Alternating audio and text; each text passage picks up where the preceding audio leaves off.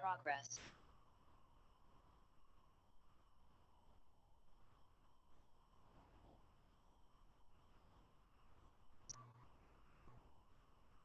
Hello, Professor. Hello, everyone. Hello, hello. Maybe he's coming. Yeah.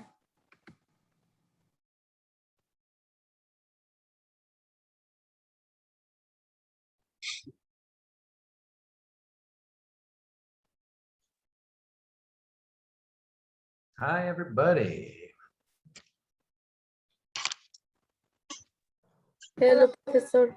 Good to see you all. Hinilab and Wahid and Vanessa and Zaman and Katara. Good to see you guys.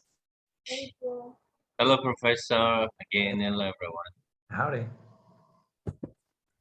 So again, I tried to put it in the message, but just in case, remember tonight we're starting with the book. So if you've got it, go ahead and grab it because we're going to be using it tonight. So hopefully you have it close by. We're going to start with a short warm up, but after that, we'll look at the book. So if you've got it, go ahead and keep it close. Keep it close. There it is. Fawad's got it. Professor, good evening. How you doing? Okay, how are you, Fawad? Doing great, great. Hi, good evening, everyone. Hi there. Hi, Professor. Are you outside? That looks nice. Yeah, yes, I was outside in the backyard. There you go. This is, oh my God, that's great. Thank you. That is great. Hey, Mina and Alex is coming in too. Hi, Professor. Hi there.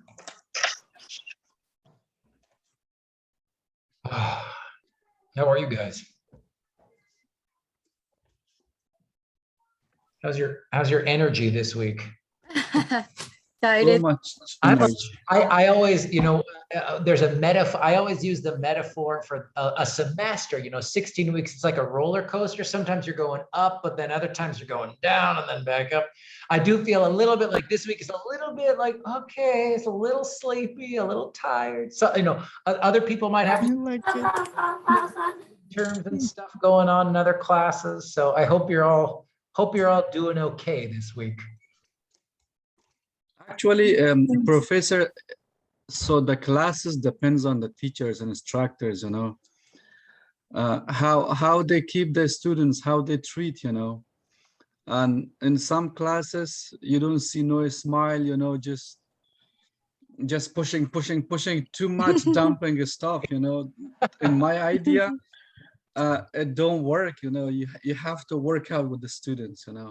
Well, Fawad is bringing up something. I won't go too deep into this, but this isn't really vocab for you guys, but I always talk a lot about, and I'm not the only one, a lot of people talk about this idea of, this is a good one, in knowledge, right? When we're talking about learning, there's some teachers who love to talk about breadth and depth. And breadth is just a sort of older English word to mean how wide something is, right? So I think many teachers want they as wide as possible. They want to cover, as much content. They love to throw a bunch of stuff at you. And I get that. I think sometimes that's really important. But I think I usually try to take to focus on something, if you look at this from side to side, this is a little bit smaller, but Yes. go kind of deeper with the knowledge. And yeah, different styles, but I don't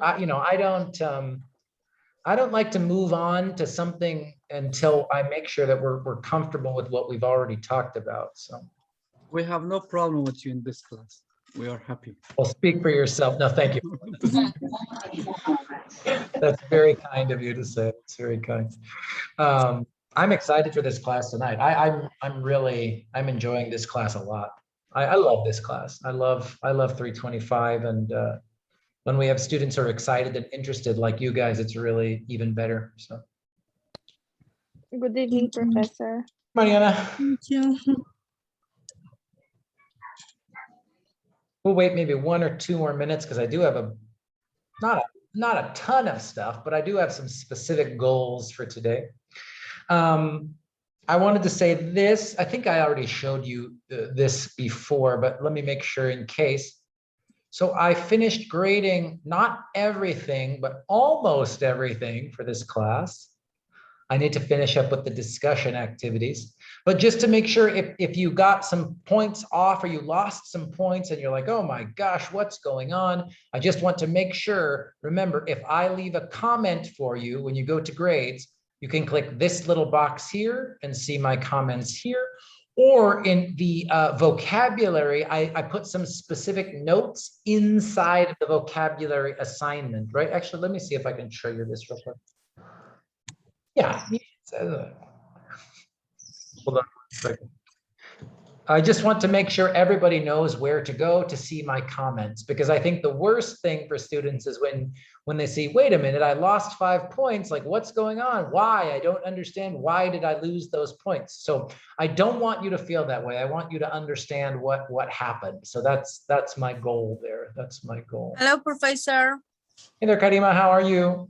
Good. How are you? Doing pretty good, actually. Professor, is there's any other chance to do the homework again?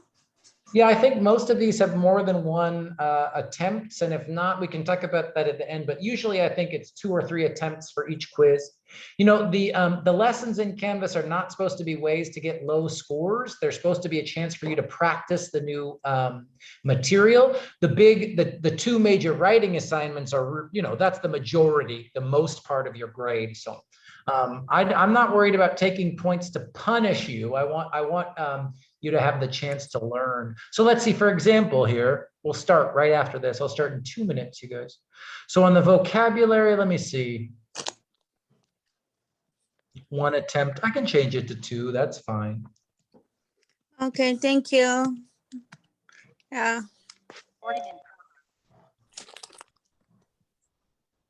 But more than that, I mean, you know, after 2, I hope you guys can get it after 2. Let me go back to assignments here. And the other vocabulary was here for a history of translation. Make that 2 as well.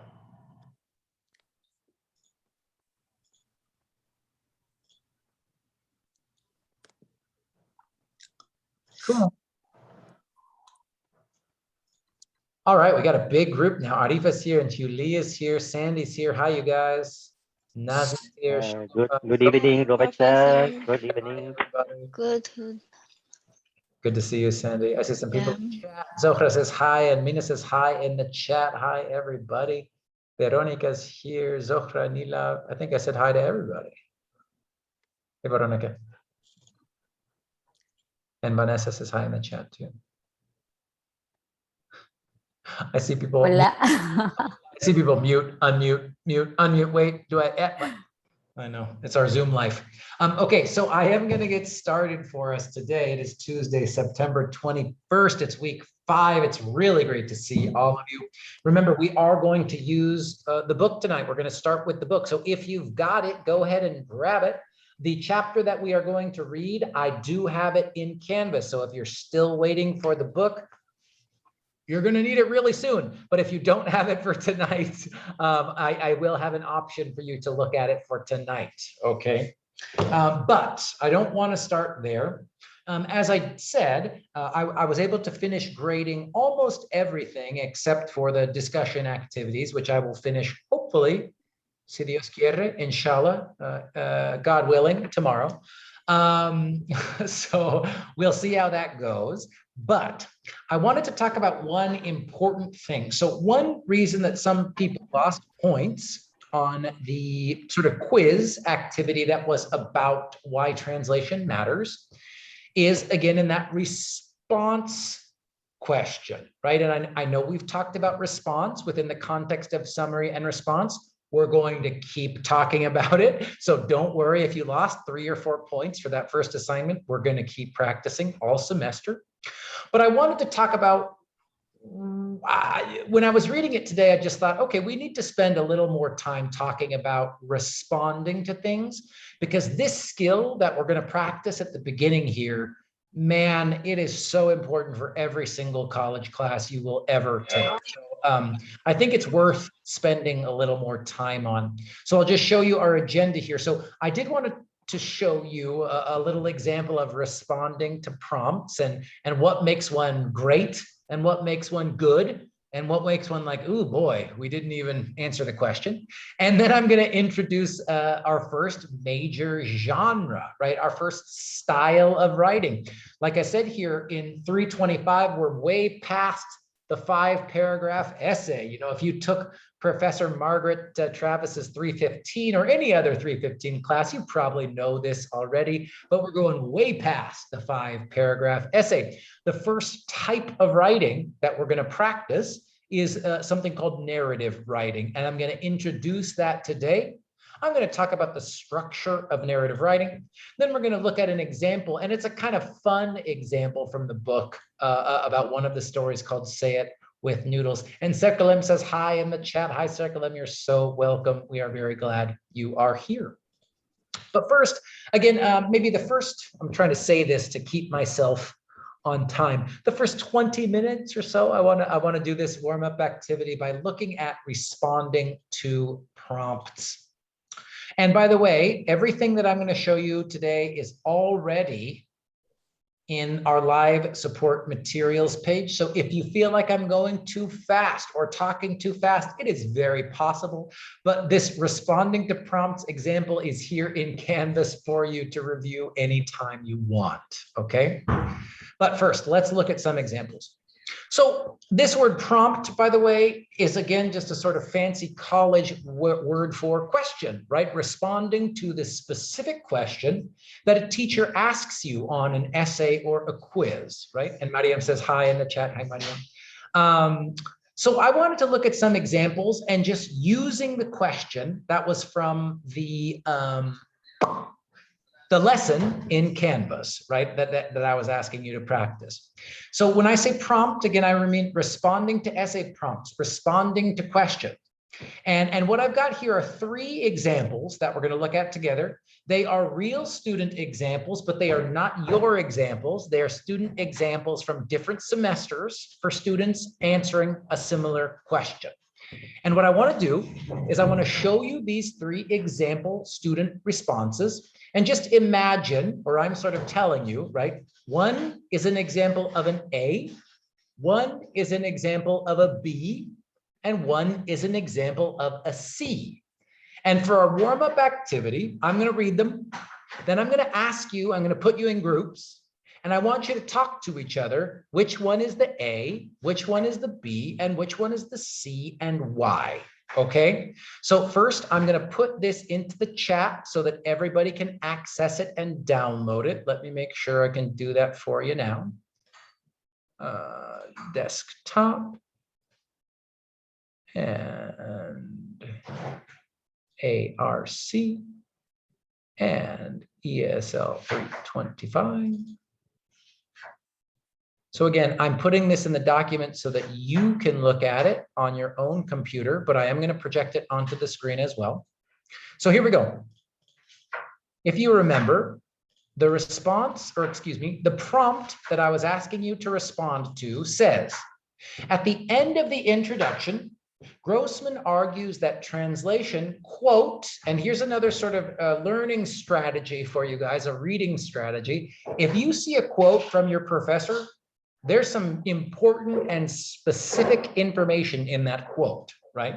So Grossman argues that translation matters because it is crucial to our sense of ourselves as humans, end quote.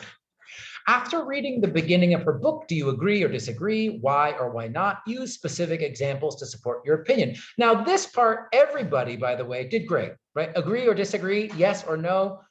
We talked about that within the context of responding to things. They were great answers.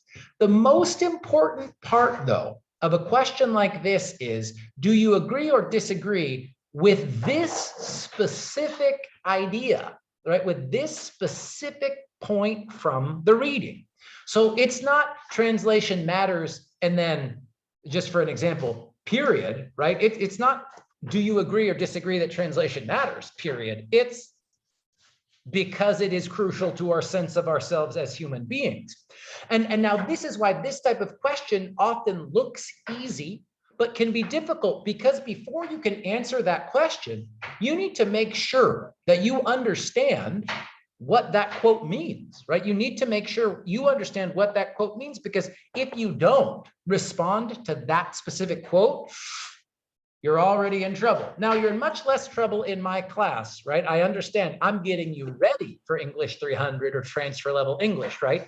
But once you start taking nursing classes, psychology classes, ECE classes, your teacher will expect you to answer the specific question. And if you don't, very often, 0, right? So that's why I think it's worth thinking about and practicing. So let's look at these 3 examples and talk about why one is an A, one is a B, and one is a C. So example 1, I totally agree with Grossman when she argues that, quote, translation matters because it is crucial to our sense of humans, because translation is a major part of our lives as human beings. People use translation to solve our problems, make friends from different cultures, and understand strangers who do not speak our language. So translation helps me to understand myself and other people. Let's look at the next one. We'll talk about all 3 of them. Let's look at the next one. Example 2, I agree with her. Translation is found everywhere that we live. We can find it in some books we read, on TV and Netflix shows, and even in instructions for electronics like phones. For these reasons and many others, it's obvious that translation is very important and that it's a big part of our daily lives. Number 3, I totally agree with Grossman when she argues that translation matters because it's crucial to our sense of ourselves as humans. I agree because as humans, we have special and unique personalities, But we also have a lot of commonalities, nice vocab, and things in common, even when we don't speak the same language. Even people from different countries might have many things in common. If we look at humanity from a big picture, we have similar goals: to be happy, to connect with our family and friends, and to make the world a nice place. So when we pair daily translation paired with art and literature, we see that translation can help the world be linked together.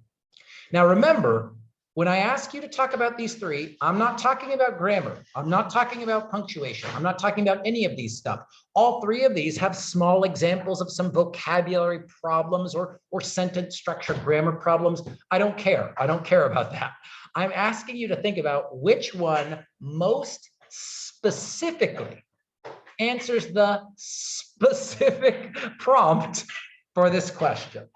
Okay, now I am going to put you into small groups. I can see the people who have video and I can see they're ready. They want to give their opinions, right?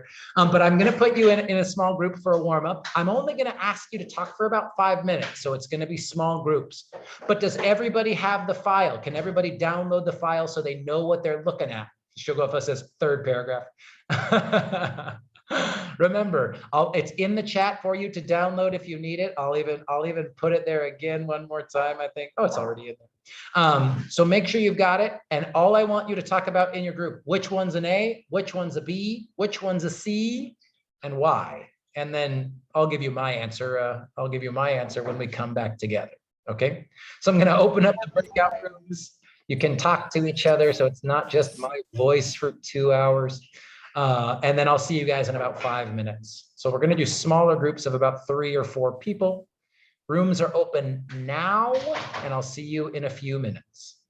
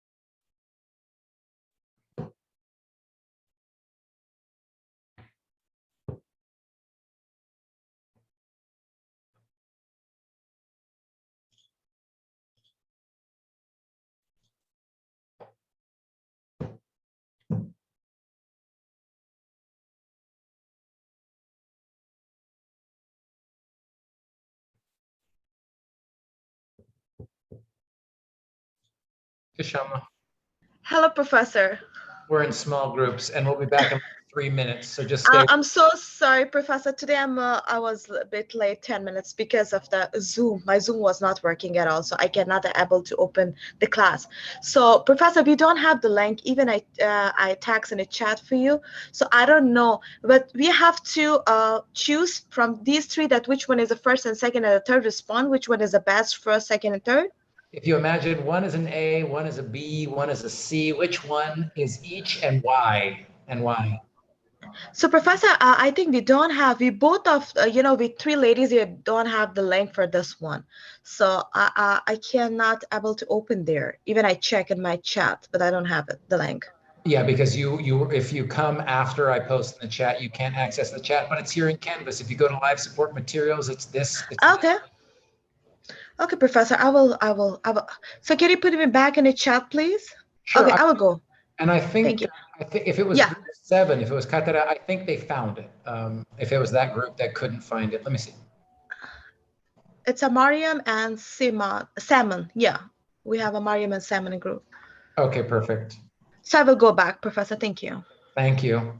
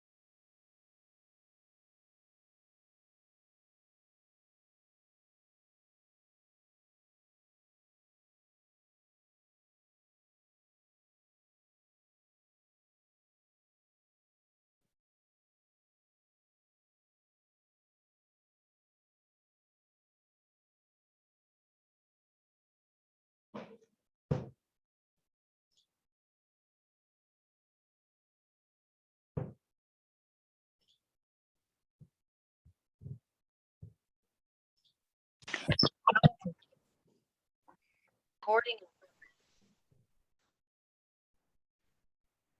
right, welcome back.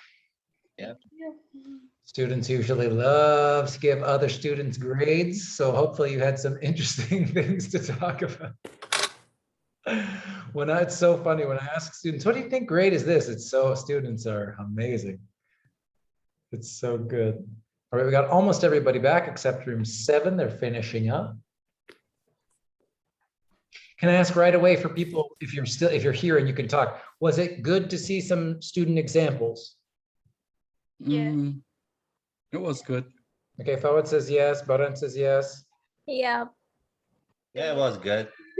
Yeah. I know Good experience. some teachers like to do peer review. If you've ever taken a class, you might have done peer review in the past.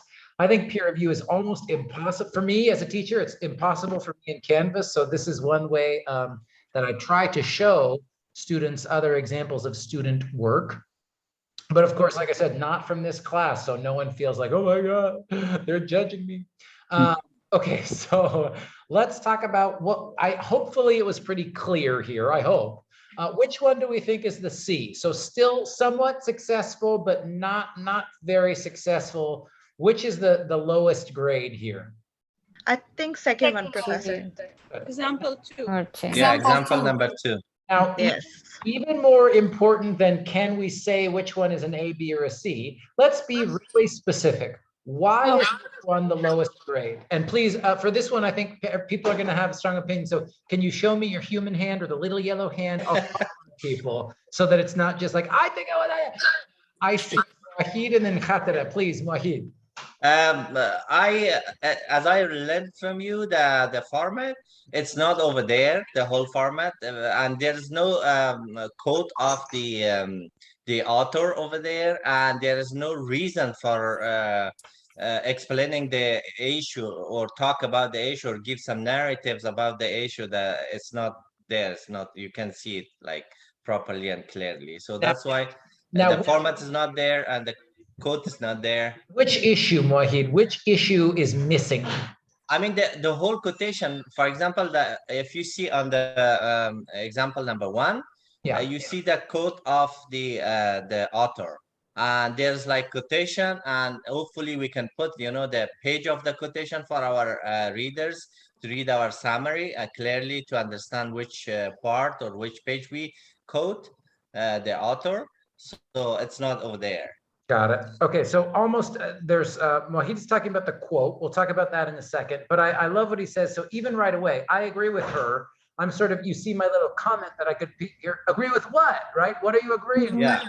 And for a lot of times in college writing, this is the chance to paraphrase the original question. Or like Mohid saying, maybe you want to quote the original, but about what? What are we, you know what I mean? Yeah. And for many people, I want to be clear here. This is still a fine response, but this is sometimes a new skill for students. Sometimes students feel like, wait a minute, why do I have to rephrase or paraphrase what was in the question? And again, I'm not saying this is the best way to write of all time, but if you come from a university culture where you don't have to do this, my bad news is this is the expectation in US college writing, right? Kind of paraphrase or restate the question, because it's like telling your teacher, hey, I understood the question. I understood it so well that I can say it back to you, in my answer. Okay, excellent. Khatara, I see your yellow hand. Tell me, what else? Yes, Professor. So, my opinion, that's the general information about transition, and there is nothing about a specific answer for that specific question. I love it. I love the word that we said there, general response. This is a good general answer about translation in general, but it is not answering the specific question about understanding ourselves. Or, I'm sort of paraphrasing my own question now, but we're not talking about humanity and human beings and all that stuff. I see maybe 1 or 2 more people, and then I want to make sure we look at the other 2. Fawad, I see your little yellow hand. You want to add something here? I could see some very weak supporting details over here. Okay. Like this is not like a very how do we say, importing details, you know. It doesn't match to the question, you know. It's a general support, you know. Yeah. So whatever the question expected, you know, in example 2, they did not provide a specific answer or prompt to this question. Yes, I love it. I was going to say, it's that interesting thing where Fawa at first said sort of weak examples. The interesting thing and why I chose this one, you guys, is like, this is actually a great job of giving the examples, right? Some books we read, TV and shows, instructions. That instructions is a great specific example, but it doesn't connect back to the original question, right? So this is like I've said, I think 2 or 3 times in this class, even if your answer is beautiful, your examples are clear and specific, if they don't connect directly back to the original prompt, then trouble, right? So this is what I'm trying to say in this note here, right? These are good specific examples, but they don't relate to the original prompt. Good.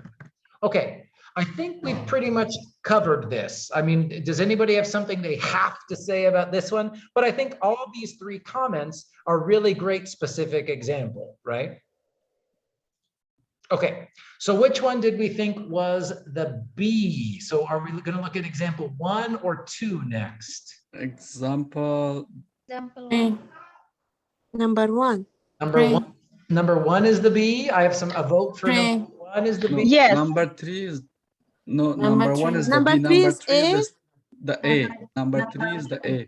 I think I see Shamla's little hand. I think she wants to give a specific idea, but again, I agree. I think example number 1 is a good answer, but I think it's closer to a B. So let's look at that one and we'll finish with the strong A. Let's talk about why this is a B.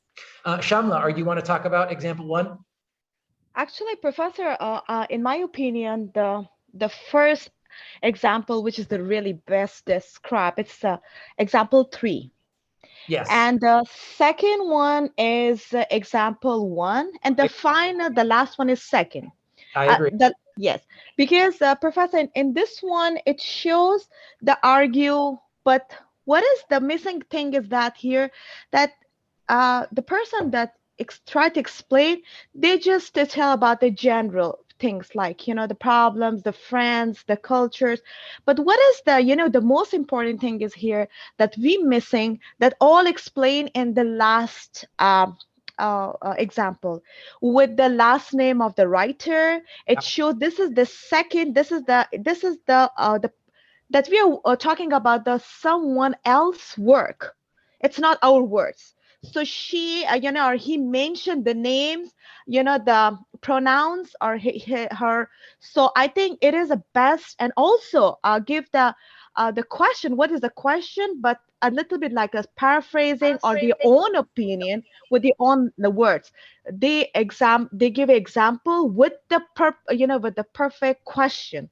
So it shows, I think it's a perfect question for me, that Good. it makes sense that with the question or with the paraphrasing, with the same words, somebody other works that we are talking about. So I think that's perfect. Yeah. You're talking about number 3, right, Shamla? What you were just talking about is Actually, Professor, number 3, but for this one, it gives me sense. I think it's a great word. It's really near to number 3. Agree. But with some of it's missing because it's like a less than 50 words first. The second thing that it's a talking about general, that the strangers, the things. But what is the most important thing? They didn't, you know, mention here that what is this that they really need it in this time. So I think it's a little bit weak. Good. Yeah, let's look at it. So Shamla said a lot of great stuff there, and I want to make sure I connect some of her ideas to specific words here. So I totally agree with Grossman when she argues, as Shamla said here, the author connects back and uses the author's name. This is a great strategy. Again, you're telling your teacher, hey, I know what we're talking about. This is somebody else's words. When she argues that, quote, translation matters because it is crucial to our sense of ourselves as a humans. Now, Wahid was saying this is good, right? Quote the author. And I agree. There's nothing bad about this. And I want to tell you, I think most transfer level English classes. So I could say something like, good, you connect to the quote, but, excuse me, I can't see. Sometimes I have so many windows open. Next time, excuse me. Try to paraphrase. Yes. Put the ideas into your own words. Yes. This is a big thing. And now, as Mohid says, now I think I've already said, good, quote the original question. Do that too. But again, I'm just trying to show you, again, I'm trying to prepare you for all college classes. One thing that you might have a teacher say is, I count 67 words, Shamla. So I still, if you can always check how many words in a Word document in Word. If Okay. you the text and go down here, it says 67 of 67. Okay. But if you only have a 50-word answer, and if I highlight this words, and 13 of it is not your own words, some teachers might feel like, oh, you're just using other people's words to get your answer. I don't feel that way. I just want you to be aware. If it's a very short writing, it's a very short answer, maybe paraphrasing is better. Now, I wish I could tell you, oh, always paraphrase or always quote, but the truth is, you guys, different teachers have different preferences. So for me in this class, try it both ways, right? I wouldn't take points off of this first example for doing this, but I want to teach you, right? I want to tell you, some teachers might say paraphrase all the time. Other teachers might say quote. Just in this class, practice both because they're both going to be valuable skills for you. Now, I want to finish this sentence and talk about because translation is a major part of our lives as human beings. Right away, my teacher brain goes, ooh, okay. The quote from the prompt was human beings. I'd say, yes, good. We are talking about human beings. Great. But is the question about a major part of our lives as human beings, or is it about something else? No. Yeah, what's it about really? If I go back to the original quote, it's really about this. Yeah. Our sense of ourselves. Right? Yeah, this is the thing that it's not mentioned here. Yeah, I'm talking about that one. Now, again, if you looked at this and you're like, oh my God, that's a great answer. Jeff is such a hard grader. Like, I'm not saying this is a bad answer, right? This is still a B. This is still a good grade. But if we're talking about sort of, I want, like I said, it's very important to me that you feel prepared for transfer level classes. And I want you to see, right? This is a good answer. This has some good connection back to the original prompt. But we could be even more specific. Now, they do a good job here when they say people use translation to solve problems. Now we're starting to say make friends from different cultures. Okay, and understand strangers who do not speak our language. Let me just ask anybody else who wants to talk now. In these two questions these two sentences that I have highlighted here, which of these two sentences is more specific about the prompt? The first sentence I've highlighted here or the second one?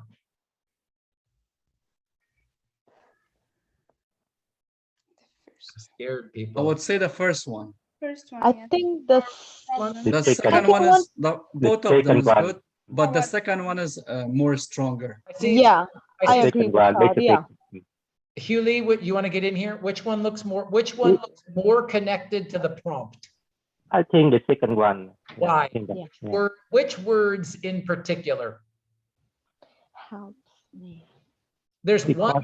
Understand Myself. Not my friend. Yeah, to understand my friend out different culture, understand the stranger. Yeah, understand. Yes, and Hugh Lee was on it. I heard Circulem say it. I heard a few other people say it. This word, now when I see this sentence that says, translation helps me understand myself and other people, now I go, ooh, okay, great, right? This student understood the prompt.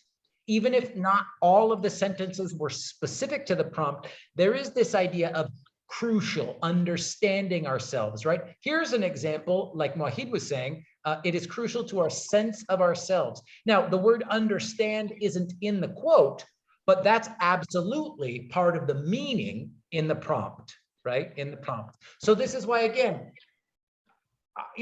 if I'm very happy on a good day, maybe this student does get a low A for this answer. You know what I mean? But even so, forget too much about A, B, or C. I hope that you see why this answer is more specific, more clear, and directly responds to the prompt more than example number 2.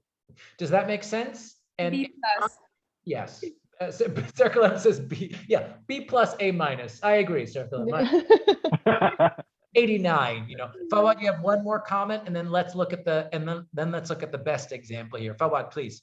Actually, it's not a comment, it's a question, you know. In supporting details, what are the best words or the best thing to use, you know, to look the supporting details very good? Is it a word or? Yeah, that's a great transition. Let's look at it in this example. The short answer is it just depends on the prompt, Fawad, because I wish, man, it's such a good question, because I wish I could give you the one, you know, magical answer, but the real answer is the best example is the one that is most specifically connected to the prompt that you were asked. You know what I'm saying? Sorry. For example, I'm trying to put some supporting details for the prompt, you know. Yeah. So for example, a prompt asked me for 3 supporting details, which is like 3 sentences. Could be, or Yeah. it could be 1 sentence and 3 examples. A lot of these great answers have a list, right? Like even in the one that we said was a C, there's 3 examples, right? TV shows. And then again, I want to be clear here. I was thinking about Fawad's question. The example of instructions for a refrigerator or a cell phone or whatever is actually a great example for translation, because you do see that English, French, German, Japanese. I mean, we do see all of those translations. So if we think about translation in our daily life, that's a great example. It's just not a great example for this prompt because we don't read the refrigerator instructions to understand our human heart, our human mind, our human soul. You know, those are 2 different things. So the best examples, it just depends on the prompt and whether you want to do 3 full sentences for what you want to do a list of 3 examples in 1 sentence. That's up to you. That's up to the writer. You know. Thank you. Yeah. Then let's look at the last one. I totally agree with Grossman when she argues that translation matters because it is crucial to our sense of ourselves as human beings.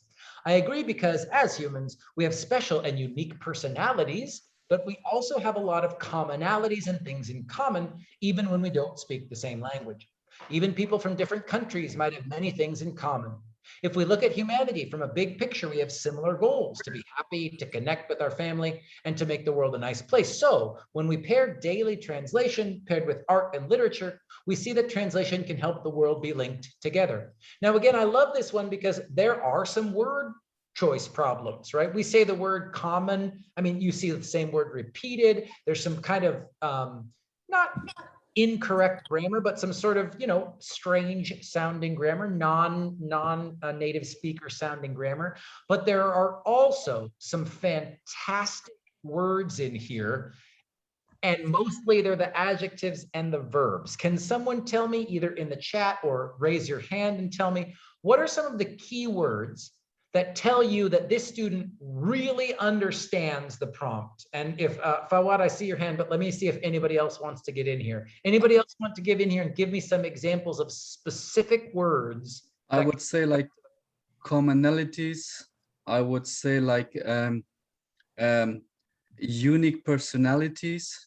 Okay, he's saying unique. And I would say like length, you know. Good. Anybody else? If not, I'll let Fawad keep going. But anybody else want to give some examples or have some ideas? Shamla, please. Professor, actually, I like that they say that we're different, but the idea is to be happy together, connect with the family and friends to make a world better place. When we pair daily transition pair with the art and literature, we see that transition can help the world is linked together. So I think the last one, the few last is really it looks really good to me. Yes, and again, Shamla, again, I'm thinking of Fawad's great question. These are three similar goals: happy, connect with friends, make the world a nice place. Three specific examples, and all of them do connect to this, again, this sense of our humanity, our heart, our minds, our souls, our feelings, right? And now these examples aren't in the question, that they're not in the exact question, but they're totally connected to this sense of who we are and what humans do. Right. So again, Fawad's question of what makes a good example. Well, a good example is very clearly connected back to the question. And these examples very clearly are. I totally agree, Shamla. Zamane, you want to get in there? Yeah, it's a sense of ourselves as a humans. Yes. Yes, absolutely. This sentence in particular, right? I think that was a yes. And anything else? I think Fawad already said, but this word personalities is also a great key word, right?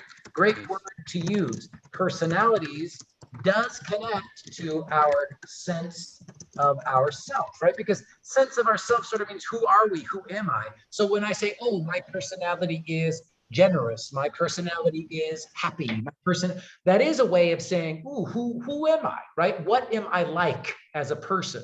So I think that word personality is another great key word in here. Anybody else have maybe one more person or two more people want to say anything? Fawad says humanity in there as well. Yeah. Anybody else, ideas or questions about this example number 3? Yes, Professor, I have questions. Please. Yeah, but I see in the middle, they mentioned many things about personality, humanity, but not related to the translation. He explained many things about nature of humanity, the human being, but not related to the translation. Yeah, that's interesting. So you're right. We don't get the word translation until when? Here at the very end, right? Yeah, but in the middle of the responding, there is many things, but not related to translation. Just the purpose of this responding is related to the translation. That's nice. I like that's a good point, Hugh. And I guess I'd say the same thing. If we think about it, though, we do get this idea of translation matters because at the beginning, and then the author does come back to translation at the end. It's almost like that sandwich, right? I have an idea at the beginning, then I give you some details, then I come back to the idea at the end. So I totally agree. So Hugh Lee, for you, do you feel like this isn't about translation enough for you? Is that what you're feeling? Yeah, because in the even we don't speak the same language. Without translation, we also understand each other because the human being we have something in common. That they didn't mention about the translation role in this responding. I love that. I mean, again, for me, I love that Hugh Lee is, Hugh Lee was like my TA in the grammar class too. Hugh Lee's an exceptional student. I would still give this an A, but I think he's right. If I wanted to give some feedback to this student about how it could be even better, I could say, hey, this is a wonderful response. It could be even better. If you connected back to the talking too fast. If you connected back to the idea of translation in the middle or in part of your examples. Yeah, I won't disagree, Hugh Lee. I like that. I think that's a really good comment. But don't worry, I still think this is a really good one, you guys. Any last comment about this, either all 3 of them, these examples or this activity? Was it helpful for you guys to see sort of what I mean when I talk about responding to the prompt specifically? Any last ideas before we finish up with this activity?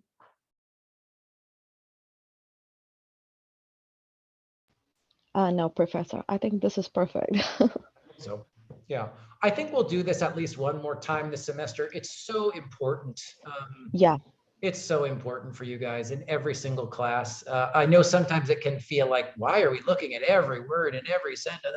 But again, it's the only way to learn. I think these styles, this type of writing, it's more than just the grammar, right, you guys? I mean, you see how when you get up to this level, it's, your teachers are expecting a lot, and I want you to make sure you understand what they're expecting from you, you know? Actually, Professor, with your permission, I want to include something that the way that you're teaching, it's in a small, like in a topics that we're working, but it is really deeply relearning. I think this is really much better that we write so many essays, so many topics, and we just some of that just tired and just skip. And I say, okay, just I got my number, I just passing the classes. But these kind of issues that we're working again and again in a short topics, so it teaches really, really more better. So, Professor, it all credit goes to you. I really thanks to you, Professor, because I Hey, think now I can understand more specific what I have to do with my beginning with my essay or with the topic. So that's much easier, I'm sure, with other students as well. First, I, it's not a lot of pressure, not a lot of work, not a due dates. It's like really like we have so many times with the without any pressure and like a friendly atmosphere with the less work, but really important. So I'm really thankful, Professor. Thank you so much. thank you. Very nice. Too nice. I promise. I'll just shut up and say Appreciate it. that's very nice. I said this to Fawad at the beginning, though, right? It's about breadth. Some teachers just love to throw a lot of things at you. I'm trying to show you, you know, a few things, but really make sure that you deeply understand. That's my goal. That's my goal. So, If I had power, I would give you the Nobel Prize. hey, nope. That it's of course, and professors, of Nobel Prize course. for teaching. Thank you for this award. You know, I've Nobel Prize for community Professor, for college. my next essay, when I write about my professors, so I'm sure Professor, you're including with my two favorite professors on that. Yeah. Thank you so much. I'm getting embarrassed, so I'm just gonna say thank you. Actually, Professor Margaret always talking about you that I'm not like that I'm your student, that I'm praising you, but she always said that Professor Jeff, he's really intelligent, and he whenever he tried to cheat their students something, so first he didn't think about the due dates. The second thing is that he have a different technology, different methods that he use with the students to and students learn really well, and it is really important, very intelligent. I'm totally agree with Yeah, Professor Jeff. okay, enough. Yeah, basta. Spanish, ya basta. Where's my Spanish? Yeah. Basta. Enough. Thank you. No, you guys know, I think students, this is the thing I try to tell other teachers, and then we'll actually talk about the narrative writing here. The thing I try to tell other teachers is, you know, anybody can teach grammar, you guys. Anybody can do it. Anybody can do my job. And you know what? Anybody can do all jobs in the world. What no one can do is be you, right? Only Shamla can be Shamla. Only Hugh Lee can be Hugh Lee. Only Fawad can be Fawad. And only I can be me. And when I understood that and just tried to think about how could I be the best version of myself to help students learn, that's when I think I really started to feel comfortable doing my job. You know, like I said, anybody can teach reading and writing, but only I can teach it the way that I like to teach it. And I'm just grateful when students like it, because, you know, like I said, not everybody not maybe some students don't like it, and that's fine. That's totally fine. But you, and even if a student doesn't love the style of my teaching, I hope that you know how much I care about all of you. I really want you to succeed, and I will do anything I can to help you. That is the truth. That is just the truth. So, I have a quick question, sorry, including all these things, you know? talk about class now, Fawad. Yes, please. What is? Yeah, for example, if we're reading the strategies, you know, are we authorized, or do we have any permission to the teachers? They could change their teaching method? Such an interesting question. I mean, some teachers like to get the students' opinions and some teachers don't. And I want to be very careful and respectful here. You know, we're all teaching, we're all doing this experience together now during the pandemic, everything online, right? Everything in American education is changing right now, right? And it's partly because of technology. It's partly just because of generation stuff. So let me say this with lots of love and respect. The teachers who are a little bit older, teachers in their 60s, 50s and 60s, maybe teachers who have been working for 20 or 30 years, I think those teachers have a belief about what education should be, and they might not like it when students give their feedback. But when I went to school and learned how to be a teacher, I think right now in the United States of America, 2021, everything online for COVID, I do think there's this change, and teachers are younger teachers, right, who have less experience teaching but went to school more recently. I do think there is a shift. I do think there's this understanding that, you know what, how the students feel about the class, how the students feel comfortable and safe. Do they feel like the teacher cares about them? I think that's becoming more and more important. So if you keep going through community college and as you go to university in the United States, I think you're all going to see this change continue, right? But I mean, there are some teachers that I know that aren't happy with online learning and don't want to do this, so and don't really care, and don't really care about the students' opinions. It's kind of like, this is how to do it or fail, and I get it. That's a lot of university culture in different countries too, right? I mean, we have some students, not really that many students from Russia in this class, but I know for our Russian students, there's the university culture is very strict, right? And the teacher doesn't really care how you feel at all. So it just depends, you guys, time and age, location, culture, history, all of that stuff is a part of this Fawad. So, I'd say if you're at ARC and you have a younger teacher, a teacher in their 40s, or I'm going to be 39 soon. I'm still in my 30s. I'm holding on to my 30s. They're probably going to be more open to student opinion. Older teachers, maybe less. Now, that's not always true, but that's my experience.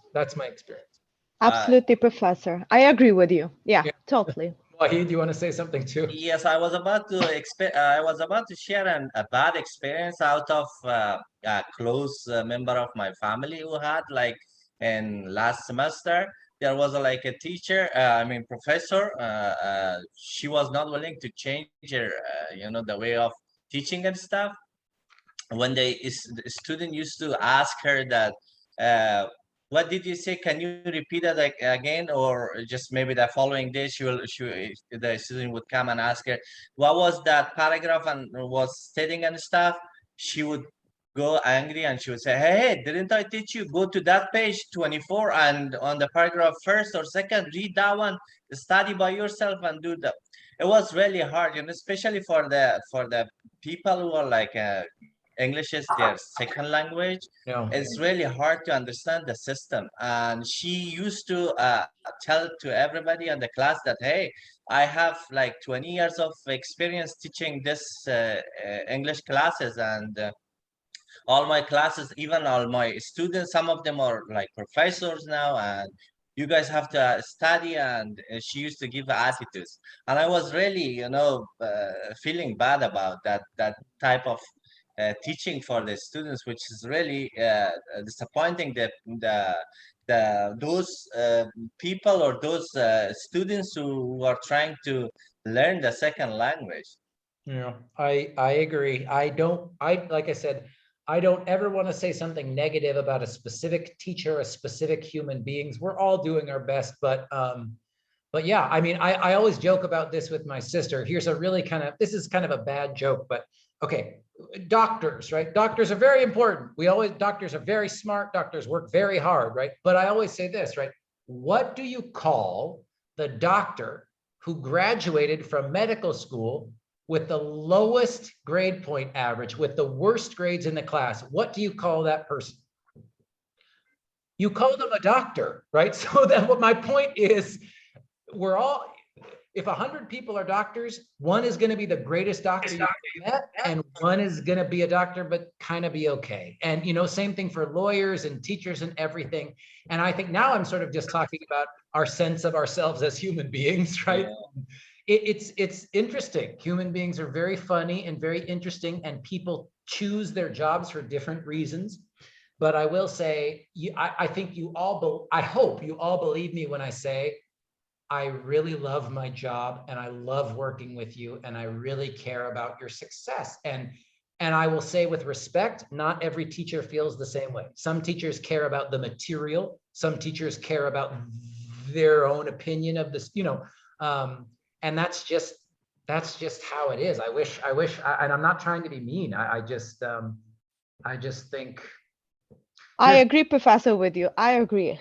I agree totally. Here's another US idiom for you. Different strokes for different folks. That means different styles. You know what I mean? Different strokes, for different folks, baby. It's all good. It's all good.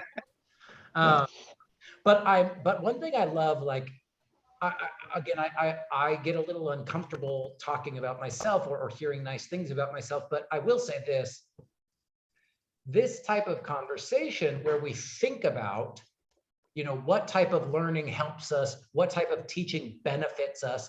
And especially, like I said, in 2021, where everything is changing, I think it's very important for teachers to understand that what used to work 20 years ago might not work now. And what used to work in the classroom might not work in the Zoom room, and that's important. So your feedback, your comments, your suggestions are helpful to know, what's working and what's not working. But I really think, and this will be the last thing I say, because I want to teach you guys some more today, if you guys like me as a teacher, I think even more than my intelligence or whatever is, I really think it's because I love working with you guys. I love this work. And I think that makes all the difference. Whether you're a doctor, a lawyer, a translator, an army soldier, a teacher, when you love it, it makes a big difference. It really does make a big difference, I think. And I think that's it. And I see so many nice comments in the chat. Thank you all. You're so wonderful. What a great class tonight. Oh my goodness. Okay. Let's do this. It's 7:35, and I said we're going to start with the book. I don't usually do this, but let's take like a really fast 5-minute break. Stretch your legs, clear your brain. Let's stop complimenting Jeff, and go get your book if you don't have it. And I'll start back up in 5 more minutes. Okay, so I'm going to mute myself now, and you'll probably see me stretch a little bit. But let's get started again at 7:40, and then we'll talk about, as I say on the slide here, we'll talk about a narrative writing, and we'll get you ready for the book. Okay, 5-minute mini tiny break. Go to the bathroom, stretch your back, whatever, and I'll turn the microphone back on in 5 minutes.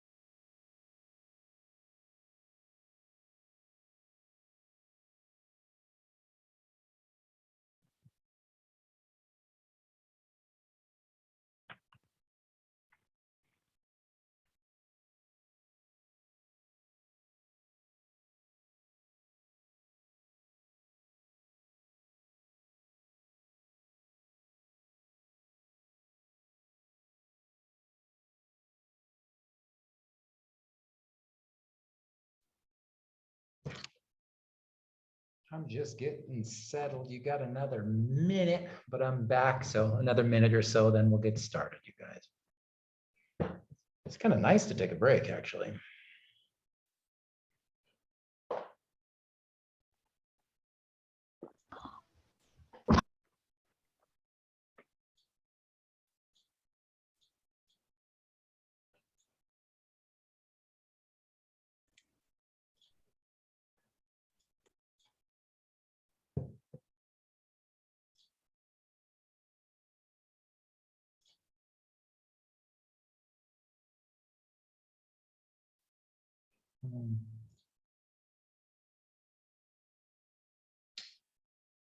As people are coming back, I just saw that Shamla, and I'm sure that means at least a few other people are still waiting for the book. I've got a couple PDFs in Canvas you could download and start there. Not the whole book, that's illegal. But I think I've got one more PDF. Let me see here real quick. Again, as we're coming back here.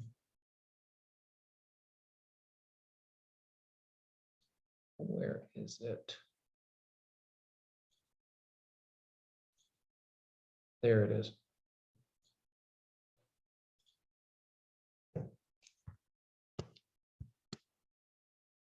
I've got at least 2 or 3 of them, I think, here.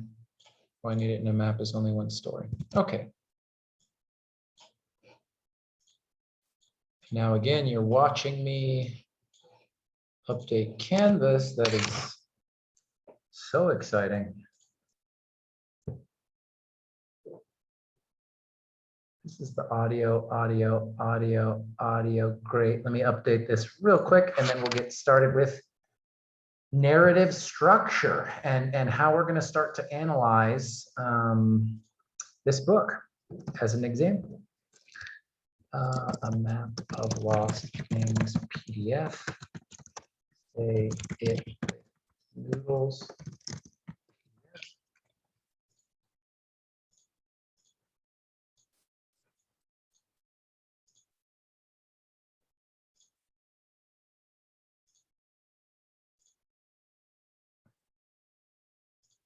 There's one.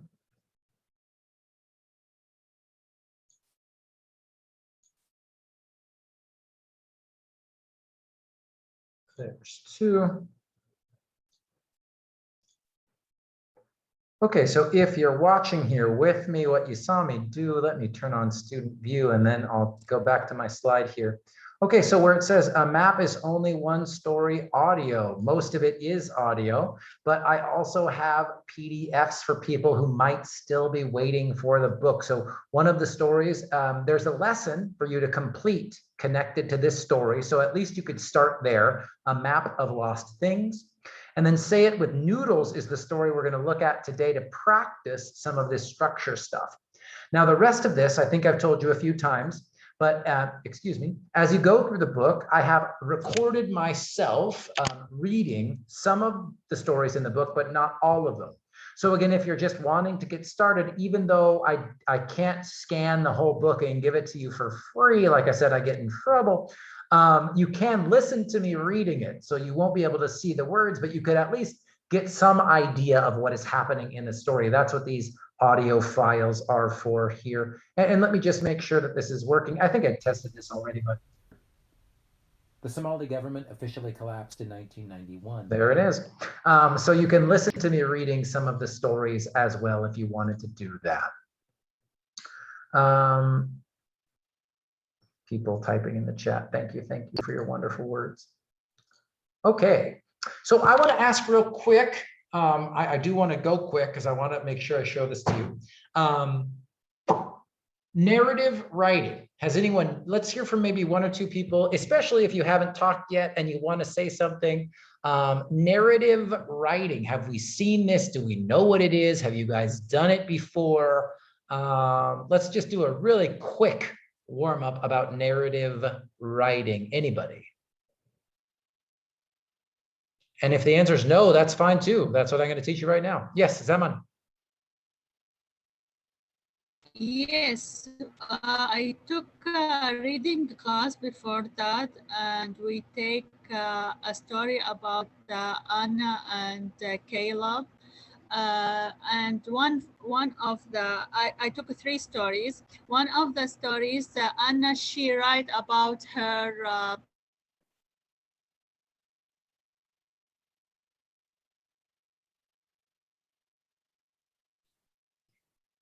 I had her and then I lost her. Did you guys lose her voice? I had her. I heard her say she wrote about and then. Yeah, same. Yes, Professor, same. Yeah, okay. Zaman, if you're still there, we can't hear. Oh, wait. yeah. Now I hear you. Okay. Sorry. No, it's okay. You've got the slow motion robot voice. Yeah. This is one of the downsides to technology, you know, sometimes we have to fight the internet speed, you know. Yeah. No problem at all. I think I'll just keep it short because I want to get started here. But she said the magic word. Someone said the magic word. What's a narrative? It's a story. I think Zaman was going to give us some examples here, right? But a narrative is really just a story, right? Now, of course, when we're talking about narrative writing at the academic level, college level, it might be different than, you know, a short story that you read in another type of class. But the basic elements, the basic parts of narrative writing are from storytelling. And what we're going to see in A Map is Only One Country, one story. And what you're going to write eventually, you know, in a couple weeks when we get our first big writing assignment is you're going to write something called a first person narrative. And I want to talk about this structure and then practice it with one of the stories. Excuse me. So I'll just read this as it says, a first person narrative is a type of creative or academic writing that expresses the relationship between the writer's experience and their identity. Again, translation and our sense of ourselves. See, it's coming together. Jeff's got a plan, I promise. The writer does this through narrative, telling a story. Now, I want you to think about a narrative having three specific parts, okay? So they introduce a theme, they describe their thoughts, feelings, and experiences, and then return to this theme throughout the narrative. So again, I'm planting the seed today. I want you to think about narrative, theme, and description. And I'm going to talk a little bit about them, and then we're going to see some examples. So a theme, if you think about narrative writing, and you think about narrative writing kind of, if you think about the old school 5-paragraph essay, you can think about the theme as the thesis statement or the main idea, right? The theme is the reason that the story matters. I always say this, I have an uncle, bless him, he's such a nice and wonderful man, but he's that type of person that when he starts to tell a story, everyone goes, oh no, because he has bad stories because there's no point, right? He'll be like, hey, did I tell you about yesterday? We got in the car and then we drove to the grocery store and then I saw my friend and we bought some cookies. And you're like, uh-huh. Like, so what? Like what? I don't understand, like what? And he's like, yeah, that's it. We went to the store and we bought cookies. And you're like, that's not a story. Like, what who cares? Why are you telling me this? This is boring. Who cares? And I think, you know, some people are really good natural storytellers. Some people, you know, they just go. And a theme, right, is what makes the story important or interesting. So now in my uncle's story, if he would have talked about something interesting that happened on the way to the store, or he ran into his friend that he hadn't seen since college and they started talking, something, right? Something interesting, something important, some reason that this story matters.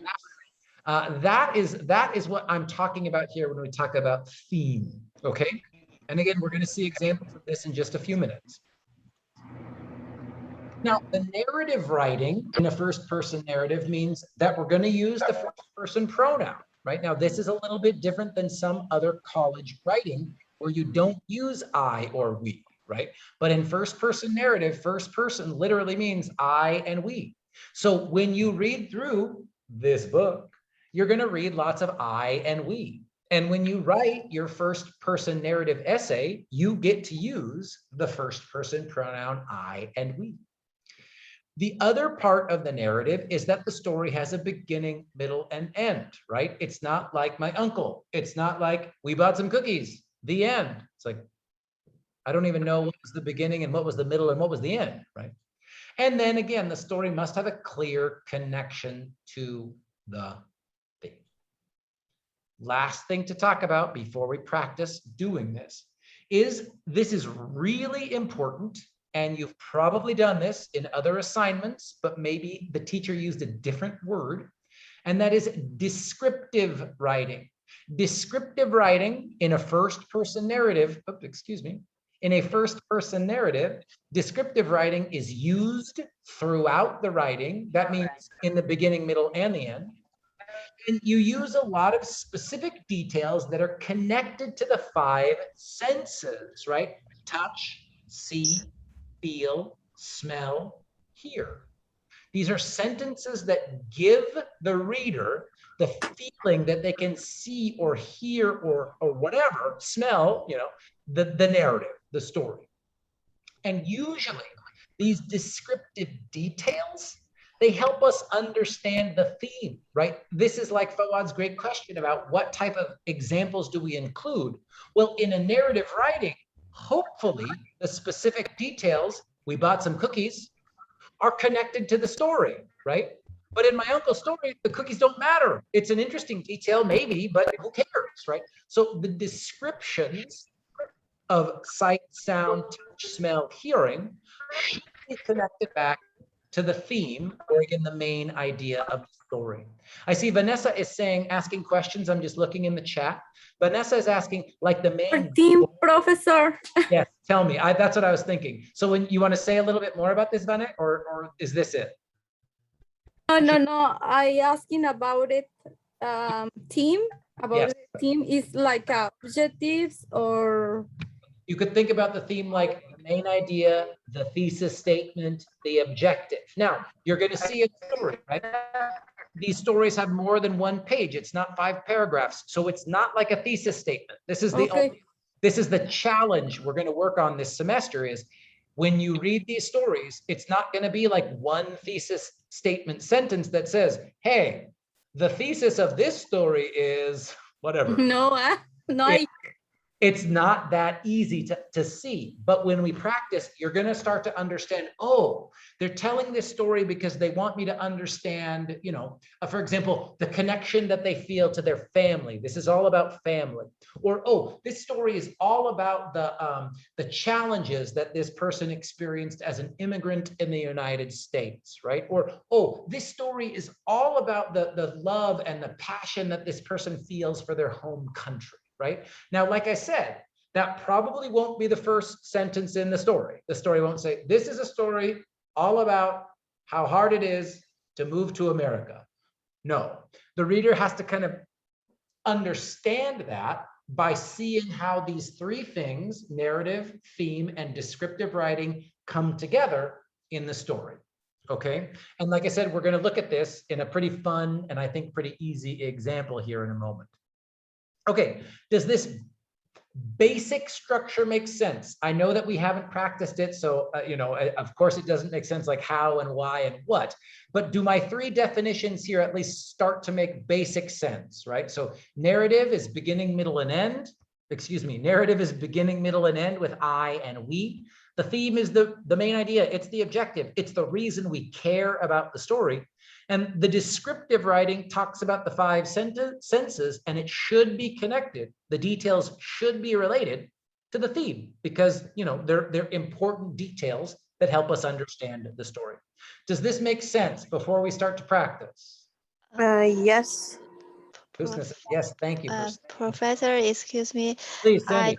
Yes, sir, I don't quite understand the structure, how the structure related to this book, this book.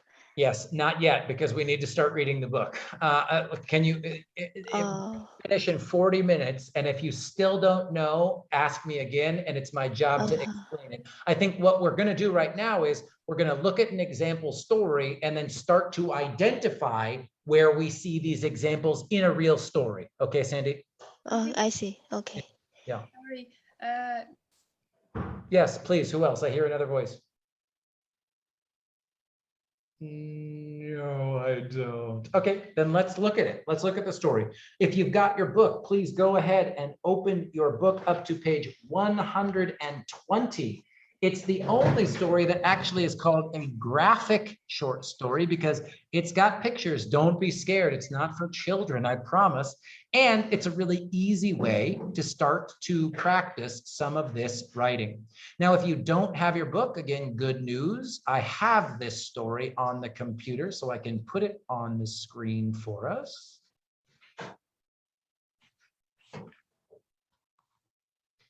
Okay. Now, we're not going to really practice a specific reading strategy because, as you can see, this is a graphic story, and we don't really need to worry about reading too much specific detail.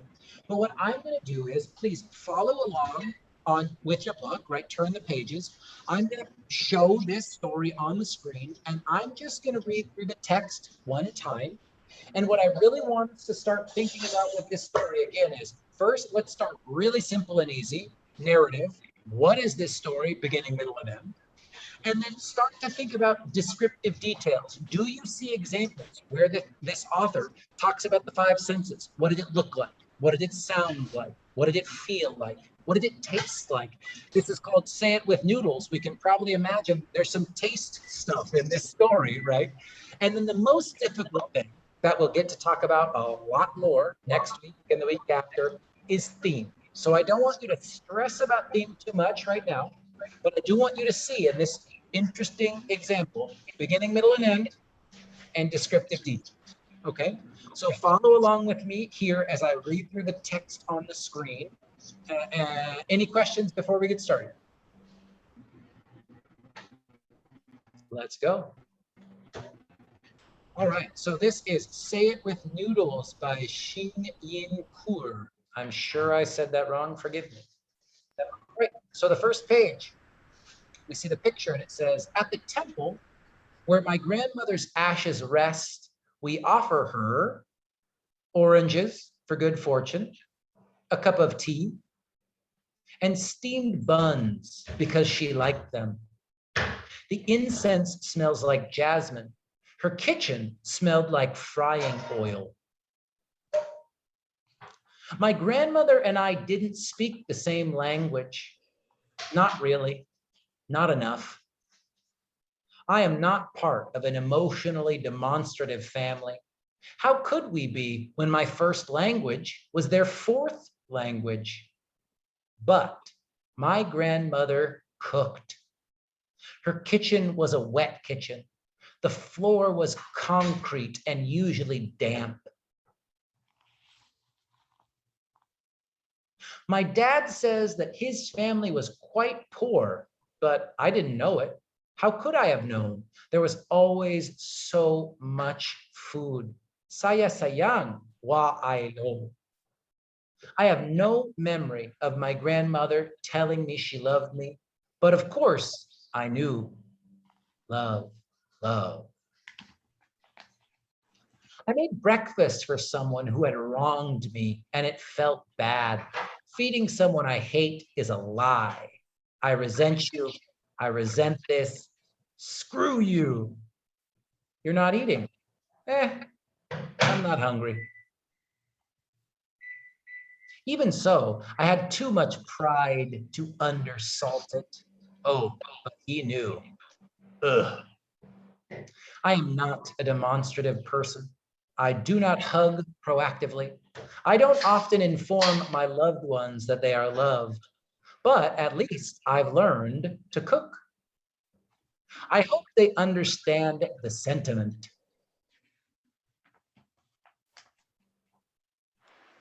I think about you often. I love the way you laugh. You add joy to my life. I am so glad we're friends. I adore you. Are you hungry? You're quiet today. I know. I hope you get my meaning. My favorite are our large meals. We maneuver past each other, coordinating stovetop space and wooden spoons, knowing when to step back. The kitchen is our temple. Our spices are hymns. Our knives, holy relics. Dishwashing is a necessary ritual. And then we eat together. Hey, food's ready. Even as I learned how to speak with food, I still ate the same thing for lunch every day, a packet of ramen. I justified it as a cheap meal, but that was not true. The truth was, I did not feel worthy of my own care. Oh, you think cooking makes people like you? That's cute. I have a complicated relationship with food. If I claim food as one of my languages, I have to acknowledge that you can say many things with a language. You are so ugly. You are such a slob. You eat alone because no one likes you. I wish I could articulate better how I learned to speak love to myself, but I know some of it is this. I can find peace in ritual. If I cannot love myself with nourishment, I can love myself with labor. I can find peace in my stack of small ceramic prep bowls, gifted by dear ones and acquired from my travels. Onions make me cry, and it feels good. I feel strong when I lift my 5-quart Dutch oven. I can feed my family. I am so happy I can feed my family. My mother made this bowl. I made this bowl. It's okay if I don't want to eat it. It's still worth making something beautiful. I've forgotten how to speak 2 languages, but I have learned this one. Hello. It's the same like your uncle's story. Ooh, I totally disagree. So tell me, you think this story has no point? Wow, I could not disagree more. Tell me why you think that. No, I feel that it's like one paragraph from like one part of the life, the other paragraph is totally different coming together, which it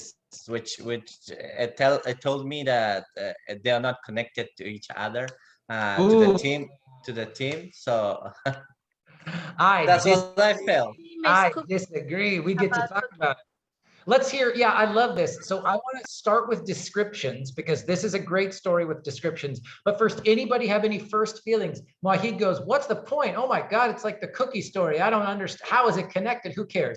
Love it. There's no wrong answer here. We're just responding. What else were people's first ideas, first impressions? What do we think? I think, Professor, this is really deep understanding. We need a really deep understanding about this story because the feeling that she write this, the feeling that she expressed with the love, with the, we can say with the taste, with the smell, with the so many things, it give a lot of information and also give sense. But it's really deep and it's really complicated that you have to focus really deeply to understand. But this is the way that some people, of course, some people, they speak with their, they don't know the language, but they can speak with different things, with the foods, with the culture, with the things. So this is one of that. So I think. Love it. Who else? Husna, I saw you unmute yourself. You want to get in there? Yes, I think the main point of this story is that we know which is teams, which is like I think that's team of the story. And which is which part is described like delicious. I don't know what there was delicious, but I like it, that express the feeling. So the whole aim was to know the part of the story. Excellent, good. So I love it. I love it. I'm just gonna, we're gonna talk about it for the next 30 minutes and then we'll keep practicing. Anybody else? First impressions, first feelings, anything, no wrong answer. Hi, Professor. I'm not quite understand because many words to me, I don't know. But my feeling, my just feeling is like some food. It represent culture. See, Something. again, I know Sandy, I knew Sandy was going to go right to the theme. Yeah, Sandy goes right to the theme. Now, nowhere in this story, I said I wasn't going to say anything, but nowhere in the story does she say, hey, food is culture, or Shamla said food is love. That sentence isn't in this story, but Sandy and Shamla kind of got that feeling from the story. Now, Wahid didn't, and that's fine. We're going to talk about how you can sort of understand these stories so that hopefully we can understand what the author is trying to say. I love it, Sandy. Thank you. Anybody else? Just what, and even if you just want to say, I liked it, I loved it, I hated it, what, anything, anybody else want to say anything about the story before we practice, like Husna was saying, identifying the structure of this type of narrative? Anybody else? You can put it in the chat if you want to. I think, Professor, that cooking or food is a big part of our every culture. I agree completely. So Totally agree. maybe that story about the food of a country or a part of a world. So I don't know. Oh, I love it. This class is, you guys are my kind of students. You're already all thinking about the theme, which I love. You're kind of like, wait a minute, what's the, who, why is, what's the meaning, which is great. That, and of course, it's the most difficult thing, but we'll get there. We'll get there. Fawad has his little yellow hand up too. What's up, Fawad? Yes, I would say it's about, this stories about the grandmother. So her grandson or her son is kind of, they don't speak the same language, but through her food, through her cooking, she shows her human sense, her love, you know, to everybody. That's what I got from this story.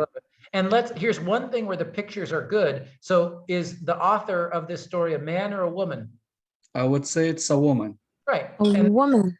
Yeah, and again, notice, so there's some easy things about the narrative structure, right? This whole story is I, right? My grandmother and I didn't speak the same language. I am not.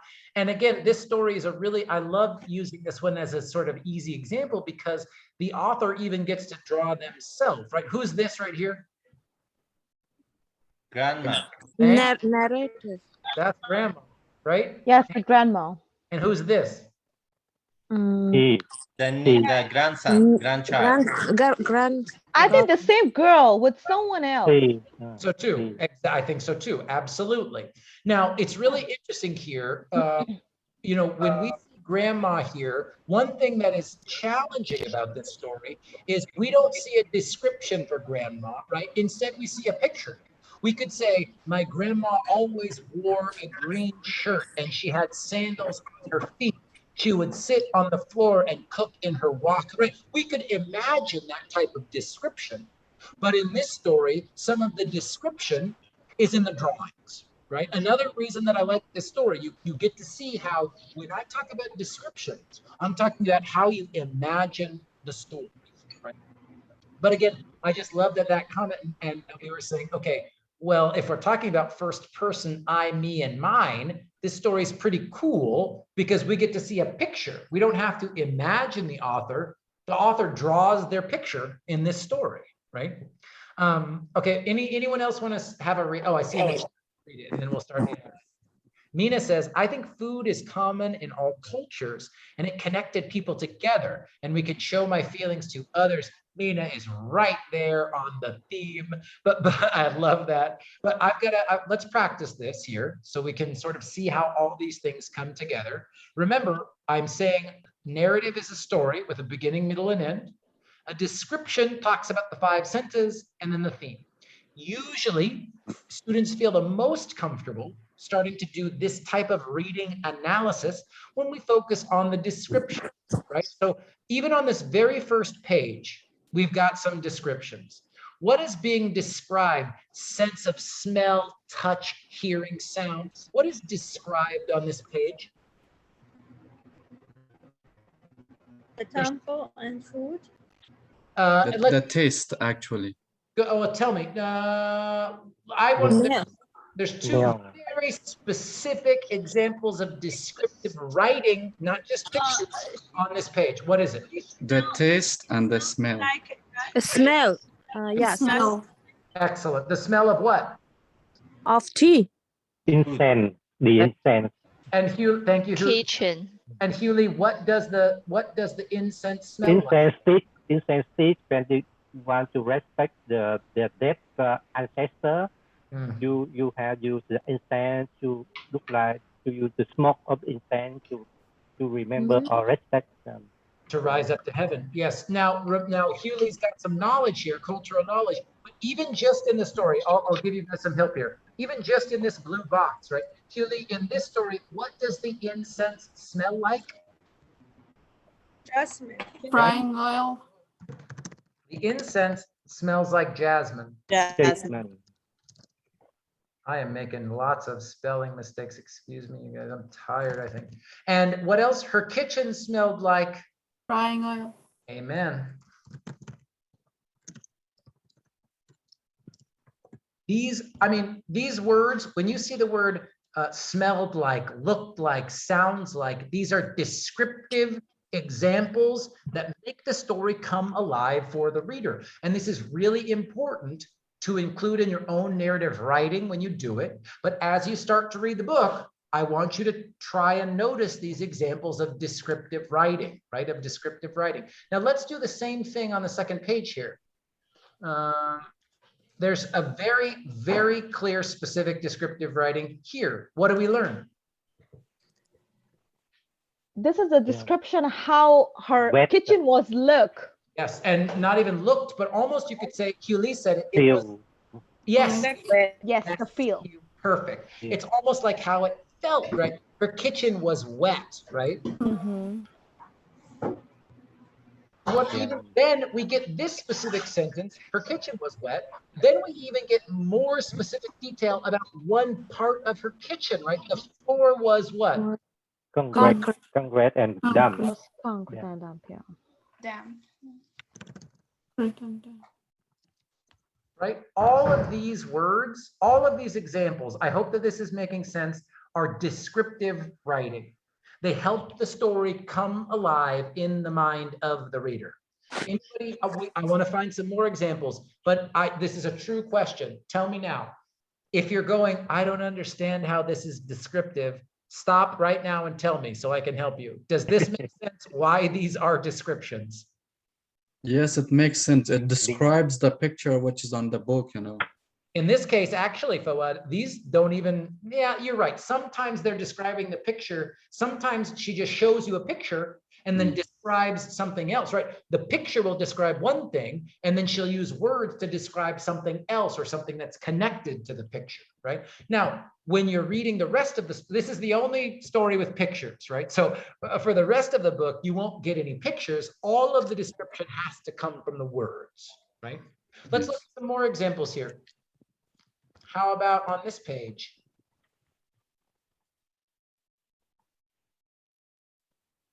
I wanted to say something. How about here? Now here we're kind of combining the picture with what her words say. Actually, I don't want that demonstrative. What is she describing here? She's describing the sentiment, you know. True. Character. Yeah, you're right. There's a part of that. But what is she? What's this connection between the egg? What does she tell us about the egg? The feeling. About the taste. Feeling. And what's the key word for the taste, Sandy? Yucky. Under salt. We get this description about this egg, right? Under salt means when you're cooking and you don't put enough salt in, you add no salt, there's no rich flavor because there's no salt, right? So she says, I had too much pride to undersalt it. She's saying, I didn't even like this person, but I still couldn't make bad food. I had to use the right amount of salt.